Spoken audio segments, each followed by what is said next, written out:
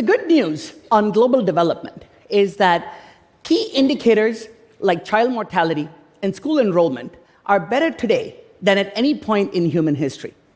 However, the bad news is that though many more children are surviving, large numbers are not thriving. As of 2022, we had nearly 150 million stunted children, or around 22% of the world's children. Similarly, 70% of children aged 10 in low and middle income countries could not read a simple passage. Put together, the world is behind schedule on over 85% of the United Nations Sustainable Development Goals. Now, at one level, this might seem very bleak, but I'm here today to tell you that I'm optimistic that we can accelerate global development because there is a free lunch, okay? Now, you may be thinking, is this guy really an economist? We're taught that the first basic lesson of economics is that there's no such thing as a free lunch, okay? But I am a professor of economics, and I am going to show you a free lunch today. And the source of this free lunch comes from the fact that over the past 2 decades, the explosion in the availability of data, computing power, and better research methods, including the growing use of randomized controlled trials in social policy, has helped us identify large sets of interventions that have a 10x return on investment that we're not acting on. At the same time, the research has also identified that governments around the world spend billions of dollars on interventions that are pretty ineffective. And so the free lunch is pretty simple, that we can deliver a lot more for global development, not necessarily by spending more, but by spending smarter, which basically means spending less on things that are less effective and more on underfunded ideas that could be transformative. So let's explore this with a deep dive into global education. As with all other areas, the good news is that school enrollment is higher today than ever been before. The bad news is that this increase in enrollment has not translated into learning outcomes. So, with 70% of 10-year-olds in low and middle income countries not able to read a simple passage, we have a global learning crisis. This is both a moral tragedy for the individual children whose lifelong capabilities and opportunities are constrained by weak education, but it's also a tragedy for their countries because it limits long-term productivity and economic growth. Now, the normal approach to dealing with this problem is to say we need to spend more, either through more foreign aid or through higher government budgets. But what the research also shows is that most of the business-as-usual spending that we do is not very effective. In particular, we have studies showing that upgrading school infrastructure, hiring more credentialed teachers, increasing teacher pay, or even giving students free textbooks and laptops don't seem to be having much of an impact. So the question is, what is going on? How do you make sense of this? Now, one problem is a problem of governance and accountability, which limits the translation of public expenditure into outcomes. But a bigger problem may be weaknesses in pedagogy and teaching within the classroom, as seen in this figure.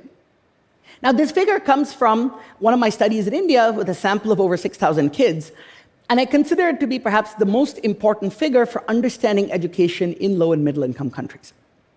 The x-axis here is the grade in which the student is enrolled. The y-axis is the level of learning.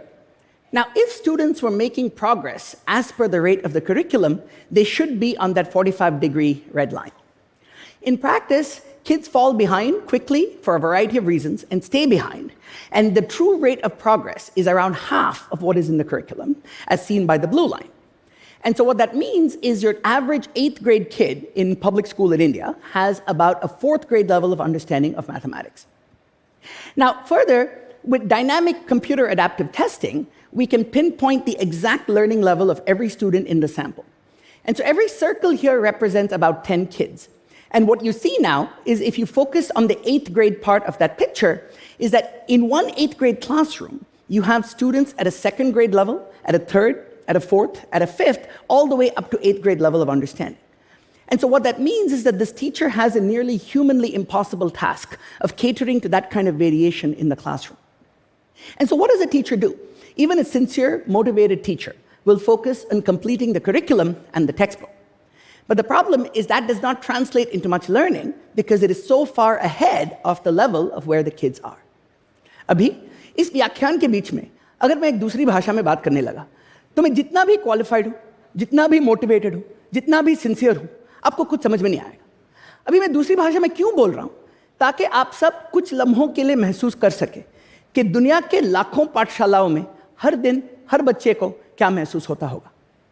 अभी अगर आपको समझ में आ रहा है तो please हाथ उठाइए. Now, what have I just done to you?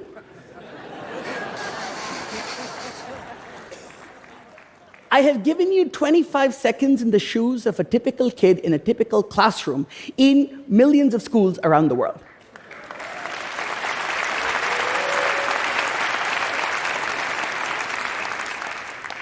And so what that helps you understand is I could be highly motivated, highly qualified, highly sincere, but that instruction is not going to result in learning because it's way above your level of understanding, and it'll only reach a small fraction of the kids in the class, as we saw by those who put up their hands in this room.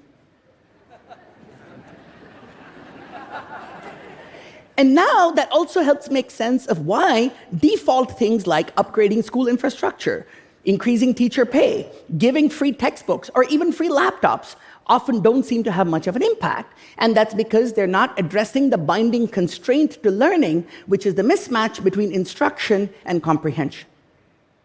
Now, while free tablets or laptops don't seem to have much impact by themselves, we found large positive effects of customized learning software called MindSpark in India that was able to tailor instruction to every kid in the class. And so now in that same 8th grade class, you've got kids at completely different levels, but who are being taught at a level that's right for them, and the results were stunning. We saw among the largest gains in any education study done in developing countries, and in 4 months of the program, they gained about a full year of learning. Okay? So that's the case to be optimistic. But this is TED, and so before we think that technology will replace the teacher, here's another tale of caution. During COVID, we ran another randomized control trial that gave a large number of kids free tablets with MindSpark that we know works, and we gave it to them to use at home when schools were shut down. And unfortunately, the impact was exactly 0, okay? And we know why, because you can track the usage, and you see that without the adult supporting the child, there is no engagement and no learning. Okay? So put together, what this tells us is that technology has the potential to be transformative, but it's not a silver bullet by itself. But if you use the data and the evidence to iterate the solution, you can use technology to transform education at scale. In other cases, interventions, completely low-tech interventions, can be highly effective, such as remedial after-school tutoring programs, often run by high school graduates with no formal teacher training. In another recent study, we studied the impact of one of the world's largest COVID remediation education programs run by the Indian state of Tamil Nadu. So in this program, the government hired about 200,000 young women with a high school degree to provide 60 to 90 minutes of remedial instruction after school. And it reached over 3 million students. And the program was highly effective, improved equity, and was about 10 times more cost-effective than business as usual education spending. But that program would have been discontinued if we didn't present that study to the government leadership, because they would have thought, it's 1 year after COVID, we don't need this. Now, this pattern of 10x ROI investments is not restricted to education. In sector after sector, ranging from education, early childhood development, welfare programs, and even justice, the research over the past decade has identified a series of 10x ROI opportunities. Now, if you're a private sector investor and I'm offering you a 10x ROI, you'd be clamoring to put as much money to work as possible in that opportunity. But governments often don't act on these ideas due to a combination of inertia, risk aversion, and lack of political and bureaucratic incentives to act. As an economist, I don't worry about how Toyota produces its cars because you face market prices for inputs and market prices for outputs. And if you're not efficient, there's competitive pressure to get you there. In contrast, governments can spend taxpayer money badly and leave $100 bills lying on the sidewalk for a really long time because they don't face a market test for their actions and don't get the feedback on the effectiveness or lack thereof of their spending. And that's why research and evidence is especially important for guiding effective public spending, way more so than in the private sector, where you have the incentives that push you there.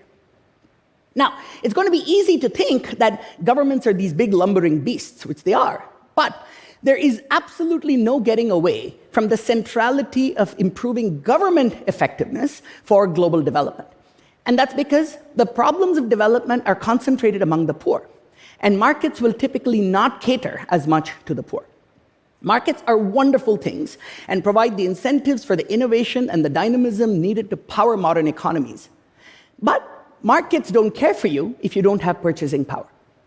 And so the basic tension here is that the democratic ideal is one person, one vote, whereas the market values you on a $1, one vote principle. And that's why there's no getting away from building effective public systems to make sure that we can get the benefits of innovation to the poor at scale who otherwise would not be able to afford them. This is how we managed to substantially reduce infant mortality in the 20th century. It was not enough to have new knowledge on effective medical interventions like vaccinations or oral rehydration therapy for diarrhea. It was essential to build the public systems that could take that new knowledge and deliver that at scale and reach the poor who otherwise would not be able to access these benefits. So, to summarize, in a world of slowing economic growth, climate change, wars, and scarring from pandemics, there's a very real risk that progress in global development slows down or even reverses. But we have reason to be optimistic that there is a huge free lunch on the table that we can act on by using data and evidence to improve the effectiveness of public spending. But just because it's free does not mean it is easy. It is free because you can achieve a lot more by spending smarter rather than spending more. But it is not easy because that requires us to work with governments and patiently build the public systems to improve the effectiveness of public expenditure that can reach the poor at scale. This is increasingly what I've been working on, and I'm incredibly encouraged by my engagements and interactions with many outstanding government officials in India and around the world who want to do exactly this. And that's why I'm optimistic that we can sharply accelerate global development. Thank you.